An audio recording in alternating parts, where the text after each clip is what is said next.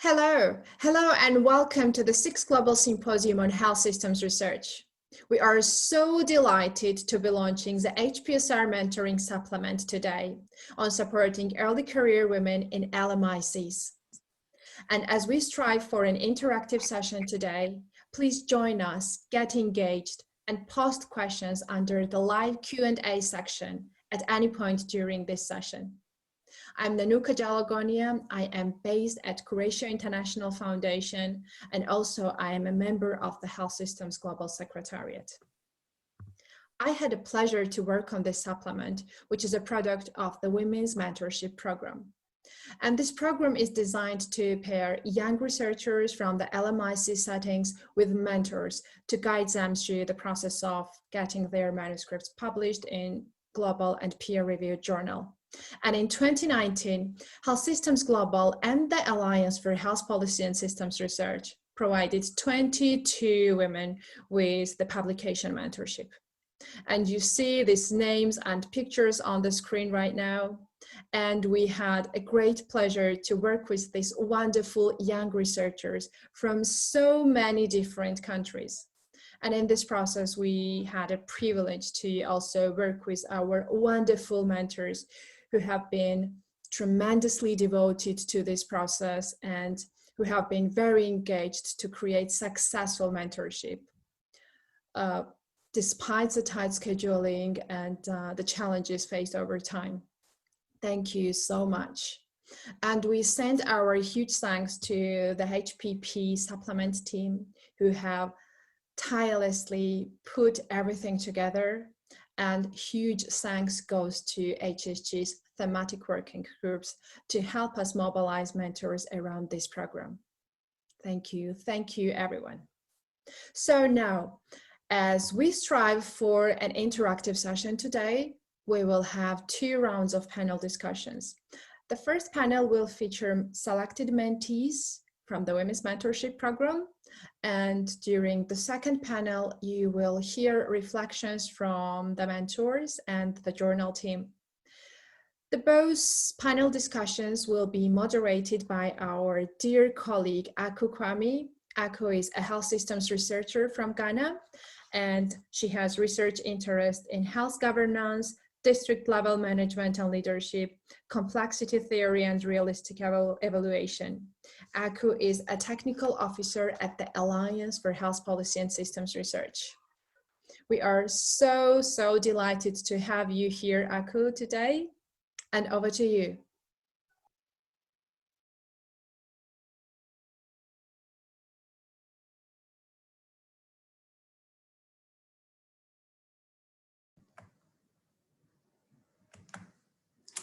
Well, Nanuka, thank you very much. Good evening, good afternoon, good morning to all of you. Thank you so much for joining us this evening to launch this journal supplement of publication mentorship for early career women from LMICs. I'm excited to be here, and this is an initiative that the Alliance has been really thrilled to support. As many of you know, supporting capacities for emerging researchers in LMICs, and especially women, is fundamental to what the Alliance does. And so we've been delighted to support this supplement. This is now the 2nd cohort of publication mentorship that we have supported. And we've been really excited and just pleased at how successful this partnership with Health Systems Global has been, and with HPP. And so today we're here to celebrate and congratulate all of the mentees and the mentors who worked tirelessly to put together a really excellent batch of articles from a diversity of countries, using diverse research methods, and really looking at different topics very key to health policy and systems research. So I could go on, but I'm going to be brief in my comments because we don't have much time this evening. And I know that many of you already are posting questions and comments.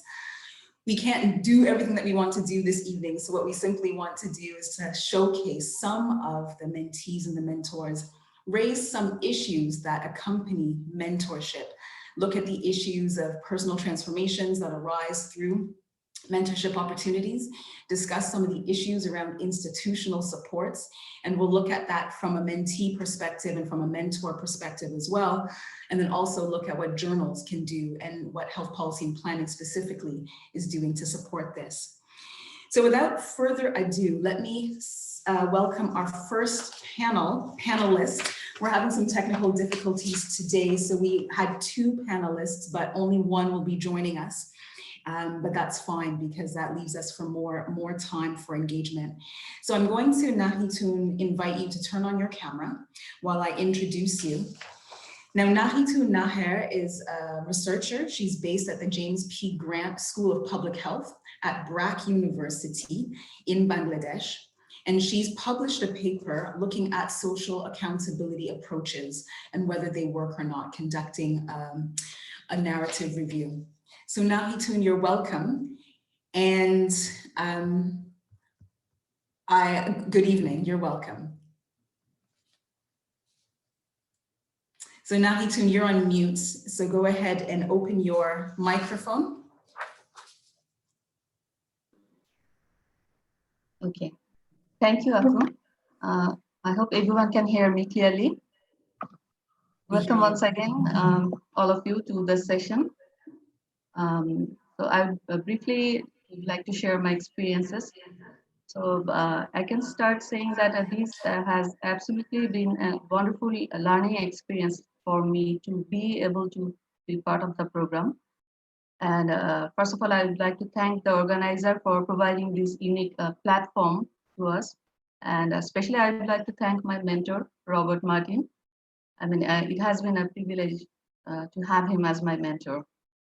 So regarding my experience and learning, I can start saying that when I applied for the program, I was not very hopeful, honestly.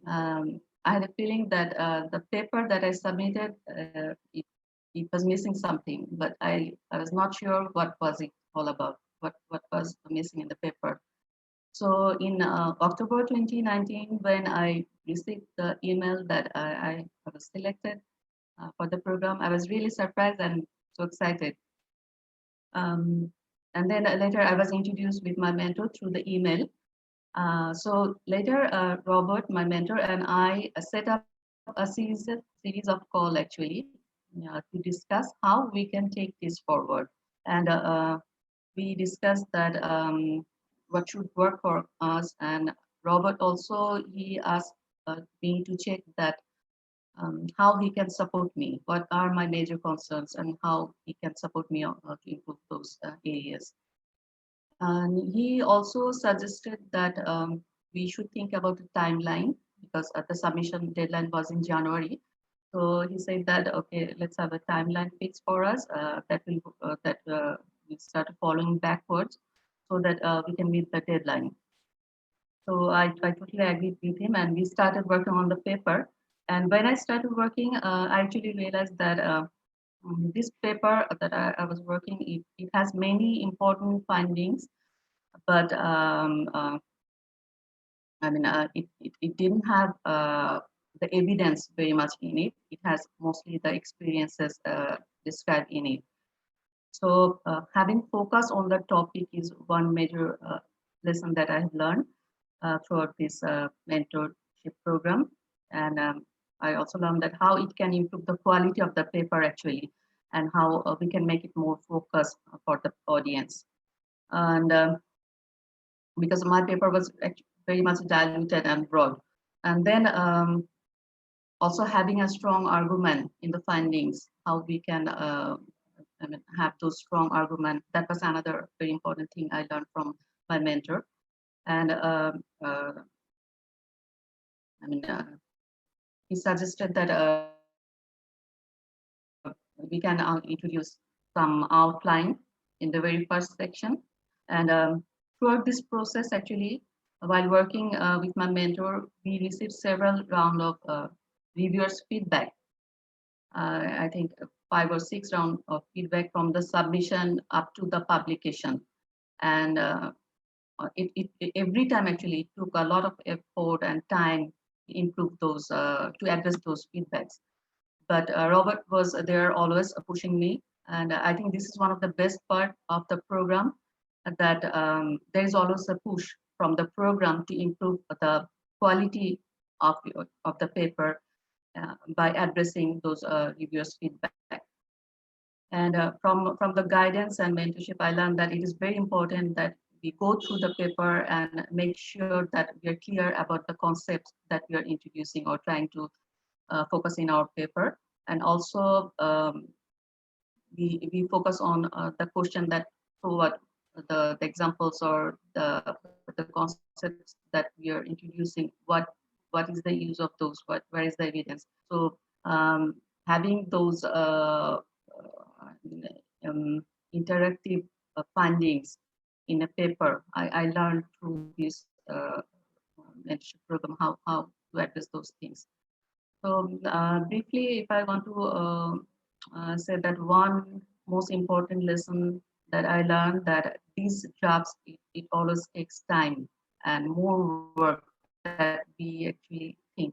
So if we devote I mean on regular basis, like 1 or 2 hours, and work on a regular basis, then we can make a great progress. Otherwise, I mean cannot complete it timely.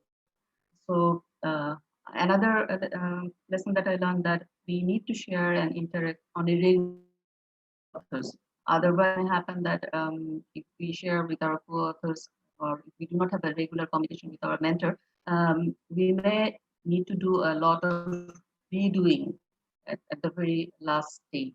So having a regular communication and discussion from the very beginning to design the paper or redesign and improve the quality is very important. So I think that is one of the most important things that I have learned, apart from how to improve the analytical skill. With this, I'd like to thank everyone who have supported and contributed and helped me throughout the journey. Thank you. Thank you very much. Thank you for sharing your experience with us. And if I could just ask you briefly, just on a personal basis, if there was the single most valuable thing for you on a personal perspective through this experience, what would you say it was?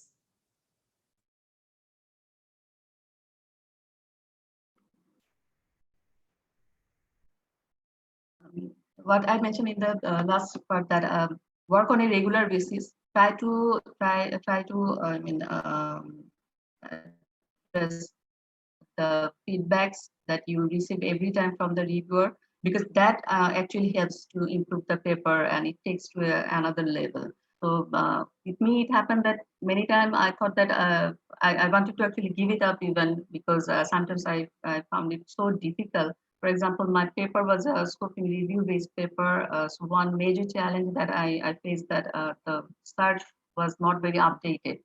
So the reviewers, they asked me to update the search, and in that stage, I was not very willing to do it because it takes time. I was not in a position to do the search, but Robert, he insists me, and also my co-author, that this will very much improve the paper quality. So I followed, and no matter what, I tried to do it. So I think following the reviewers' feedback, and also having a regular call with your mentor and trying to follow the timeline is a very, very basic. Otherwise, you fall behind. You cannot make it, because time goes so fast, and there are so many things to do when we start with the paper up to the publication. Even at the last stage, we receive we keep receiving the feedbacks. So we need to be there. We need to hang on, and have this confidence that I can make it. Thank you. Thank you very much. That's very encouraging to hear. So I'm going to thank you for your comments now, and then just we're going to invite our second panel. So I'm sure, Nahitun, that you'll have some questions coming to you, and we'll bring you back in the final round. So now I'd like to introduce our next panel, which is our panel of mentors. And we're delighted to have Lisa Hirshorn and Mohammed Al-Khaldi joining us. So I'll invite them both to turn on their microphones and their cameras. Lisa Hirshorn is a professor based at the Feinberg School of Medicine at Northwestern University in the United States. And Mohammed Al-Khaldi is a scientific collaborator at McGill University in Canada. So both of you are welcome. It's good to see you and have you here. And Mohammed, I want to start with you. And I mean, we've heard a very good witness from Nahitun's experience, from the mentee experience. But Mohammed, can you speak to us a little bit about some of maybe the challenges or what is required for a mentor to be able to be the most effective in a mentoring relationship? Thank you so much. It's a really great pleasure to be here. And I would like to thank all of the organizer colleagues who organized this successful program. Actually, it was really amazing experience for the mentees and the mentors themselves in the health policy and research system. Actually, when we talk about the mentee level, actually we faced actually that there is some like a personal skills deficiency and shortages related to the new approaches and methodologies or like exposing to the instruments and to be able to handle health research policy in an innovative way, using different methods, whether qualitative or quantitative. Also, kind of, interdisciplinary research was clearly lacking in the orientation of the mentee when they start their work. So I think they need kind of, exposing themselves more to the innovative and the creative methods and tools that should be actually conducted to lead certain research in health policy and research system. And they have to understand more the context of the health policy and research system and the key pillars that actually this field of research that formed.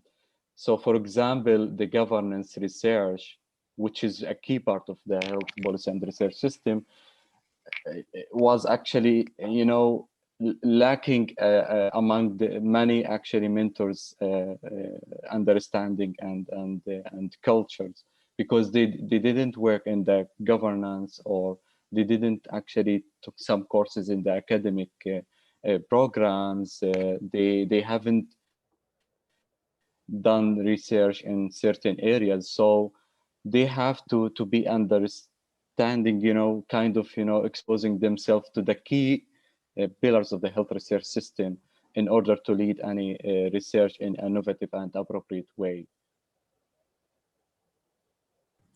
Wonderful, Mohammed. Thank you so much for that submission. And actually, you are going really to the heart of what it is to mentor within health policy and systems research, some of the challenges around interdisciplinarity. And I think that's a very key point.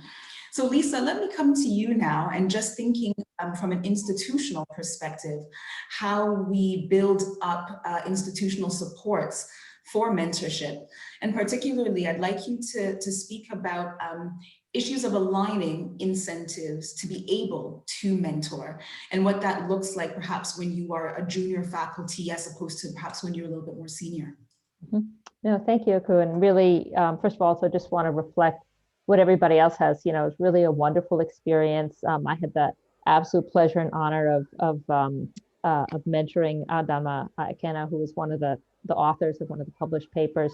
And just, with all of the distance, the fact that we're not all together, the fact that you can actually develop a mentoring relationship, never having physically met somebody, I think was a really good opportunity to do that and think about how we mentor, not just in terms of the content, which I think was very, very important and already brought up, but some of the other areas that at least we focused on around sort of sponsorship and communication, as well as sort of the skill set, not just to do the research, but also to publish the paper, which is remarkably painful no matter how many years you've been doing it. I think the issue about alignment is a really important one, because even in places which are as well resourced as Northwestern, there's only limited support in the sense of how you're supposed to be mentoring. And what they've been trying to do, which I think is effective, is to both integrate it into the job expectations you have, so that how you are actually rewarded, how you are promoted, includes as well your mentorship. And I think that's a very important component and something that needs to be done regardless. I do think it does require more training. So I think institutions need to not just align incentives, but they also have to invest in it. And they have to invest in it both for people who are senior, who may never have been taught to mentor, but also for the students. And so teaching as people are coming through, whether it's their medical school or PhD or master's, how should they be mentoring? And then developing that as we're moving along, I think, is another way. So it becomes part of what we always do, as opposed to viewing it as an additional burden, which I think it's sometimes interpreted. Wonderful. Thank you so much, Lisa. So thank you both.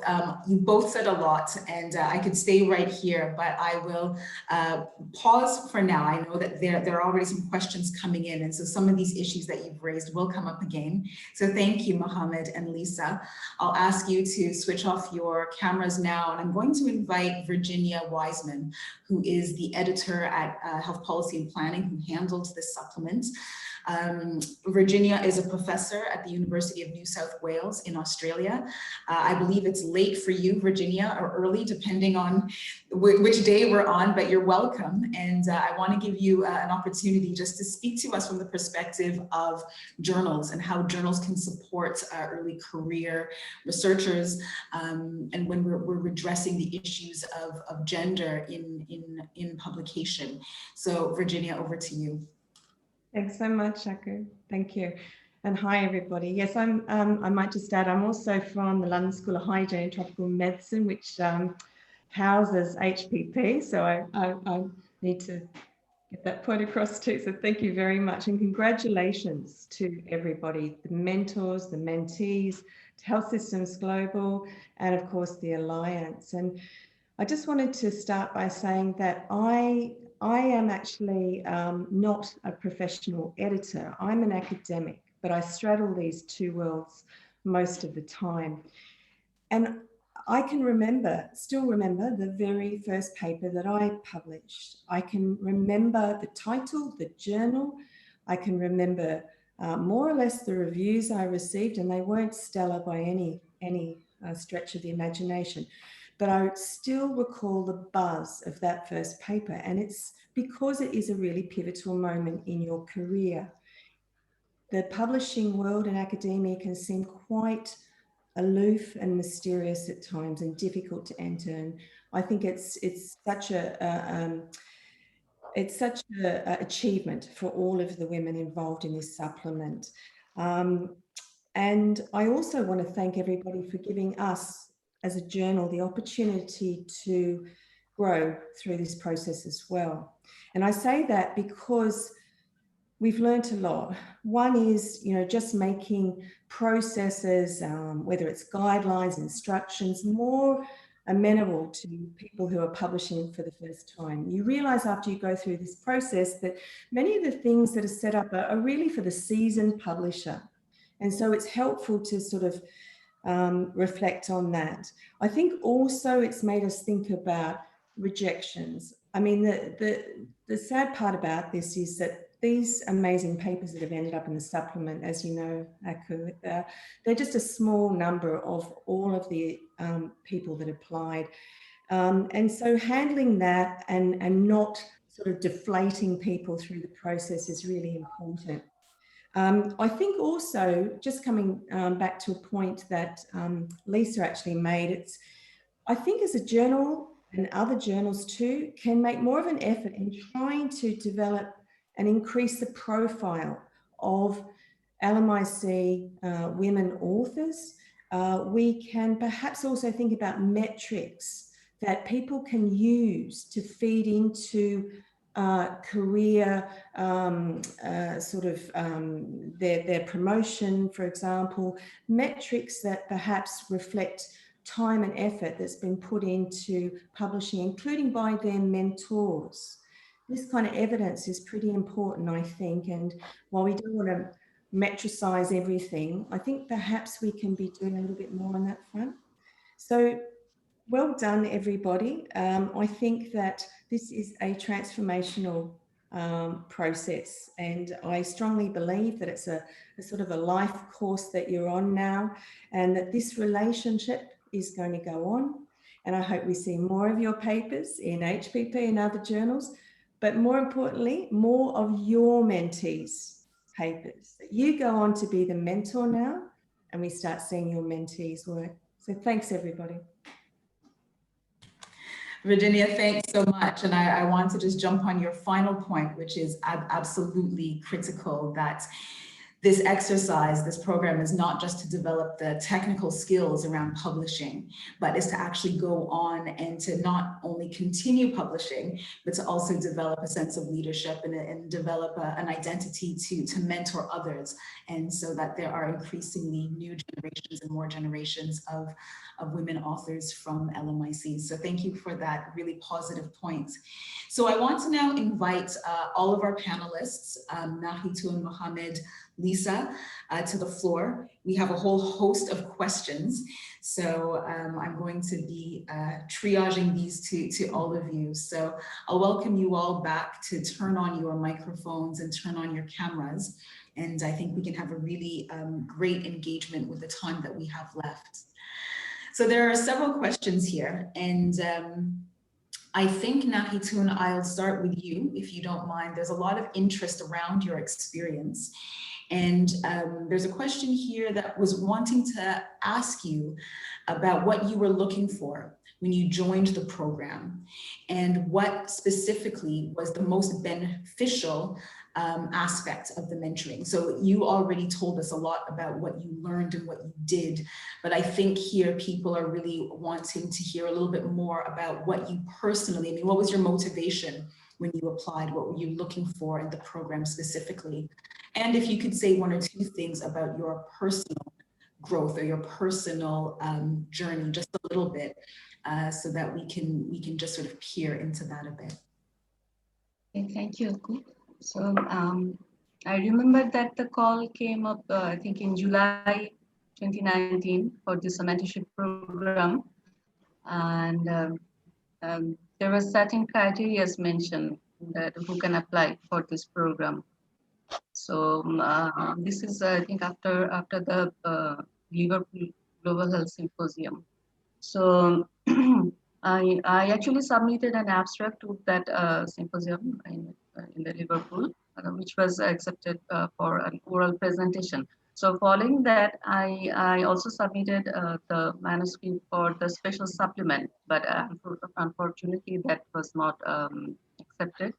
And then this call came up. So I went through this call very carefully because I was interested to develop the manuscript that I was working on.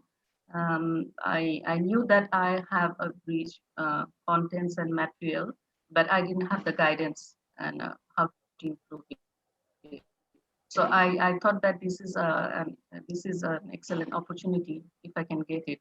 So that will give me the platform to improve the manuscript.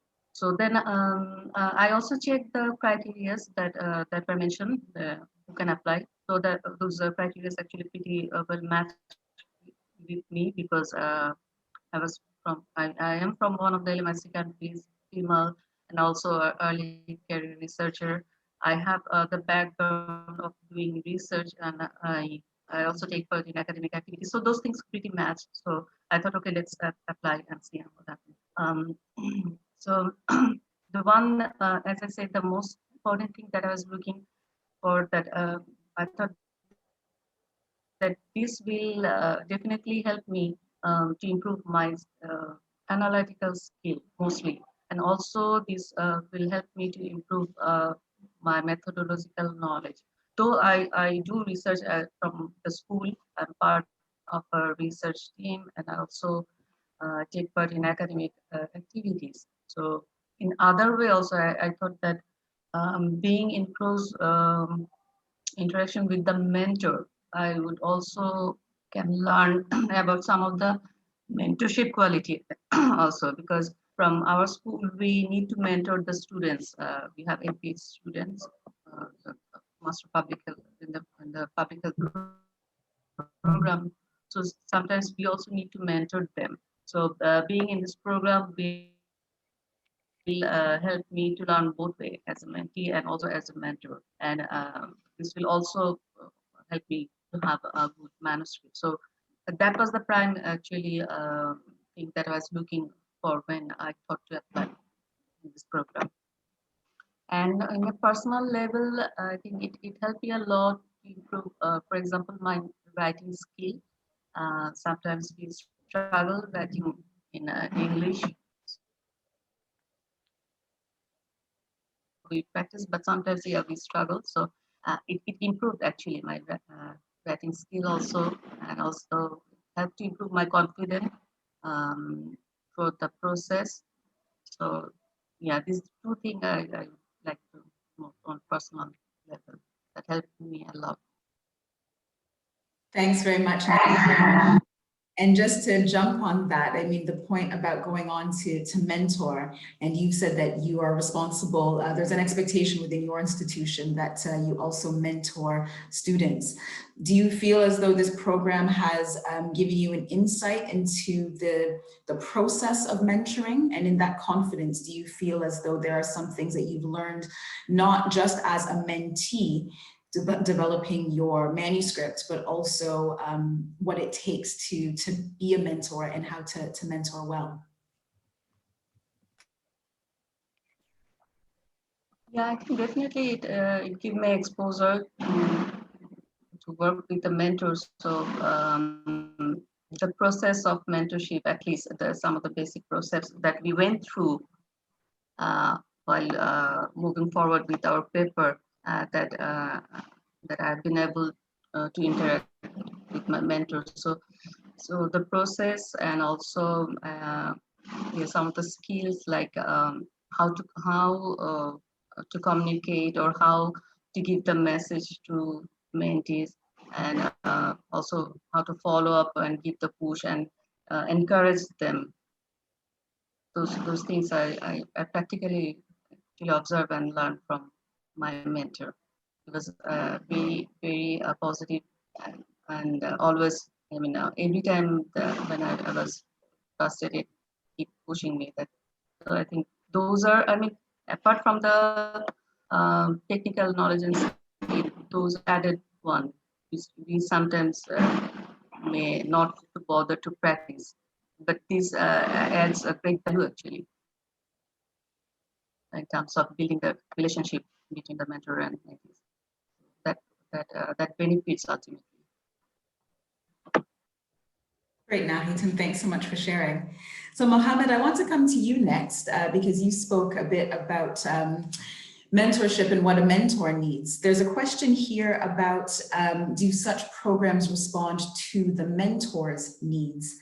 And so perhaps you could speak to us a bit about what a mentor's needs are and how such programs can better address them.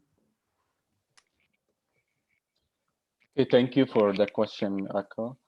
Actually, you know, there are different needs that the mentee are needed actually for the personal and the institutional level.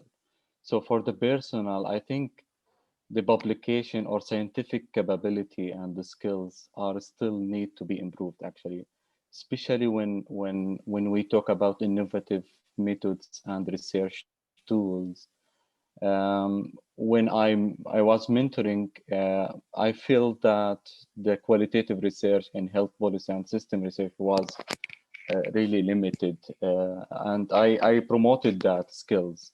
So at the personal level, actually, in addition to that was, you know, the communication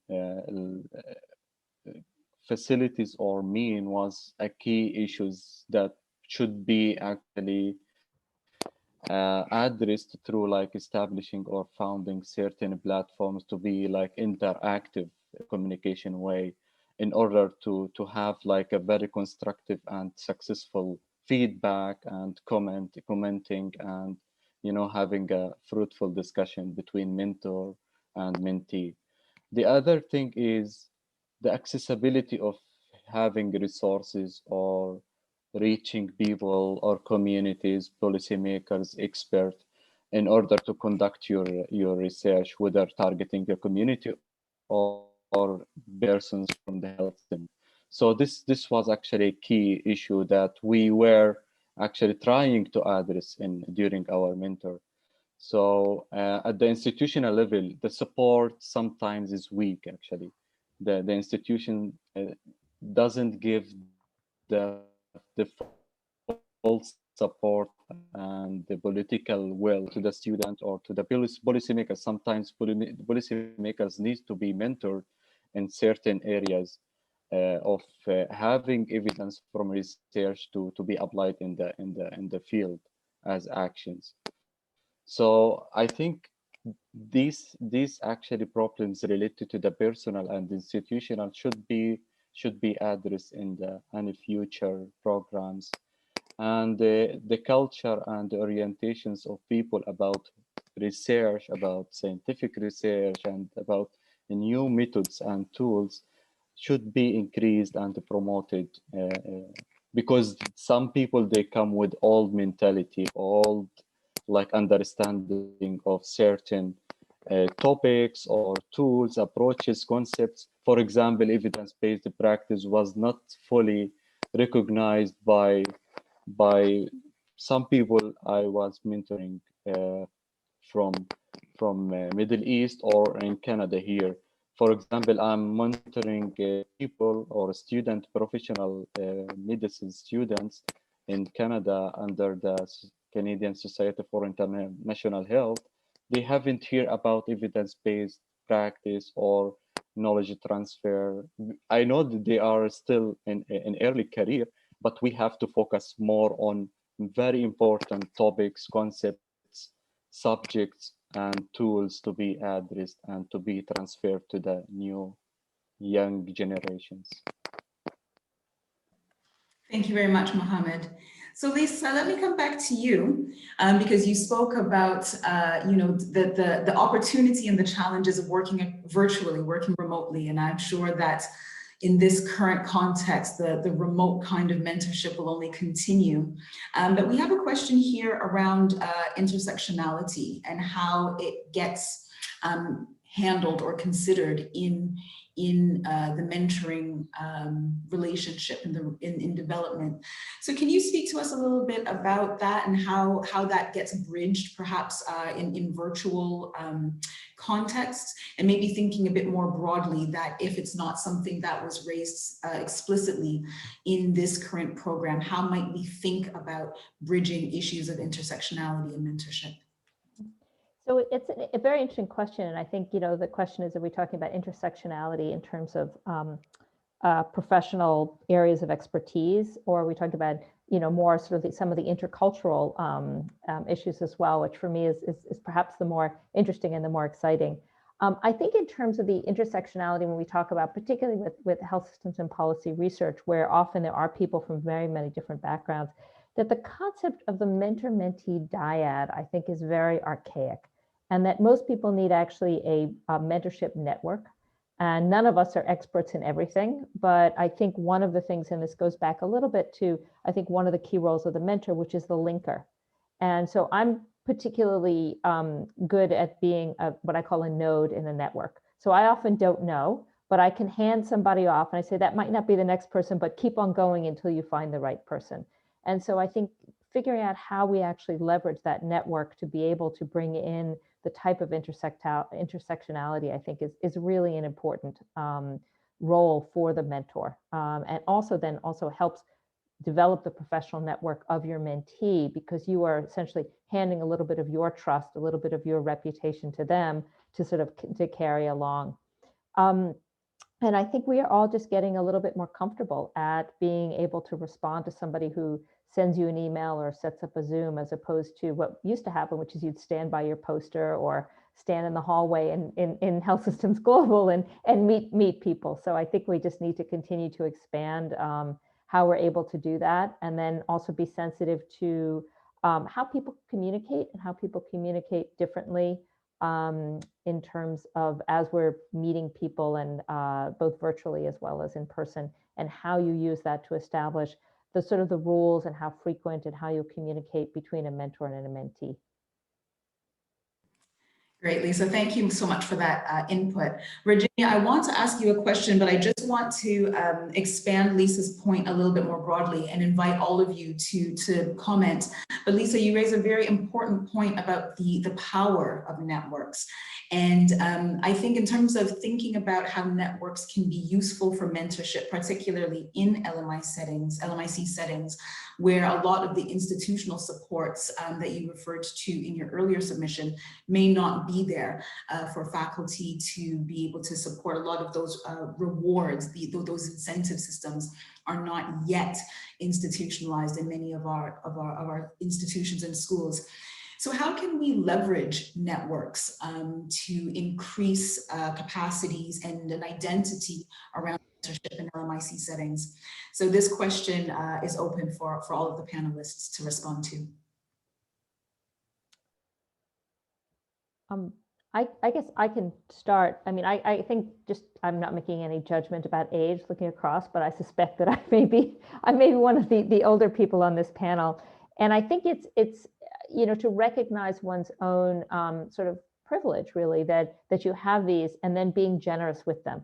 And some of that is also then teaching the mentee, like, if I'm going to link you with somebody, and I'll do this, I'll send me the email first before you email. And I mentor a lot of medical students. I'm like, don't put exclamation points. You have to be formal. Like, don't say, can you meet at 2 o'clock on Wednesday? Say, when do you have availability to meet with me? So some of it is mentoring people how to make the next step, but some of it is also being generous to share the knowledge that we have, and then also being willingly, similarly, to accept as other people send their mentees to you.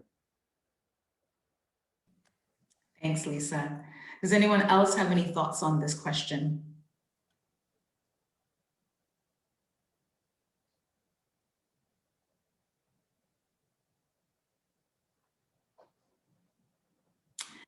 All right, so then, Virginia, let me come to you. There's a very interesting question here. You spoke about how HPP has grown and has learned through this process. And I thought that was very interesting.